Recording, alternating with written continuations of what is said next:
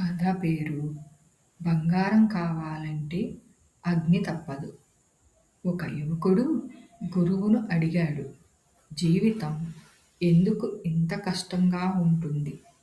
గురువు అతన్ని ఒక బంగారు దుకాణానికి తీసుకువెళ్ళాడు. అక్కడ బంగారాన్ని అగ్నిలో కరిగిస్తున్నారు. ఎందుకు ఇలా చేస్తున్నారు? యువకుడు అడిగాడు. దుకాణదారుడు చెప్పాడు, అగ్నిలో కరిగితేనే మలినాలు పోతాయి. అప్పుడు మాత్రమే ఇది మెరిసే బంగారం అవుతుంది. గురువు చిరునవ్వుతో అన్నాడు, మన జీవితంలో వచ్చే కష్టాలు కూడా అలాంటివే. అవి మనల్ని బలంగా, విలువైన వారిగా మారుస్తాయి. ఆ రోజు నుంచి యువకుడు సమస్యల్ని శాపంగా కాకుండా అవకాశంగా చూడటం ప్రారంభించాడు.